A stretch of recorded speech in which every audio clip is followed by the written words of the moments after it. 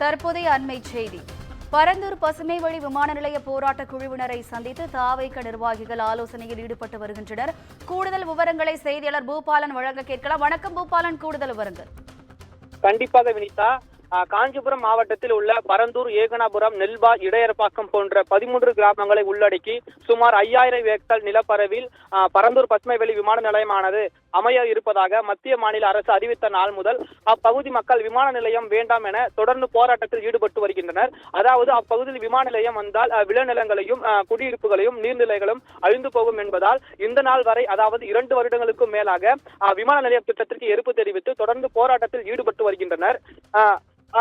விமான நிலையம் வருவதற்கான போராட்டங்கள் எதிர்த்திருந்தாலும் கூட அரசாங்கமானது தொடர்ந்து விமான நிலையம் வருவதற்கான அனைத்து ஏற்பாடுகளையும் நடைமுறைப்படுத்தி வருகிறது.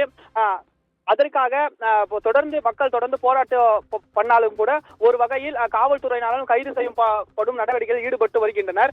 இந்த நிலையில் பல கட்சி தரப்பினர் பரந்தூர் பசுமை வெளி விமான நிலைய திட்டத்திற்கு எதிர்ப்பு தெரிவித்து வரும் அப்பகுதிக்கு ஆதரவு தெரிவிக்கும் வகையில் பல்வேறு ஆதரவுகளை தெரிவித்து வருகின்றனர்.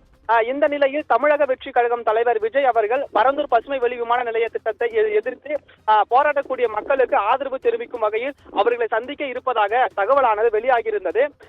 இந்த நிலையில் தமிழக வெற்றி கழகத்தின் தலைவர் வருகின்ற 19ஆம் தேதி மற்றும் 20ஆம் தேதியில் சந்திக்க இருப்பதாக, அதற்கான காவல்துறை பாதுகாப்பு தர வேண்டும் என்பதற்காக அக்கட்சியினர் காவல்துறை அணுகி மனு கொடுத்ததாகவும் தகவல் வெளியாகியிருந்தது.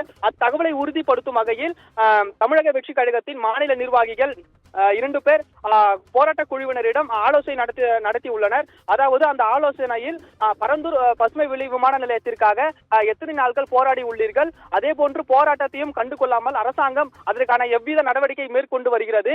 தலைவர் அதே போல ஏகனாபுரத்தில் மக்கள் போராட்ட குழுவினரிடம் வந்தால் எந்த இடத்தில் சந்திக்கலாம், அதேபோல ஏகனாபுரத்தில் உள்ள அம்பேத்கர் சிலை அருகாமையில் உள்ள சுமார் 5000 ஏக்கர் பரப்பளவில் சந்திக்க கூடும் என்றும், அதே போன்று விஜய் எந்த வழியில் ஊருக்குள் எவ்வழியில் வெளியே செல்லலாம் என்ற முக்கியமான தரவுகளை சேகரித்து சென்றுள்ளதாக போராட்ட குழுவினர் தகவல் தெரிவித்துள்ளனர்.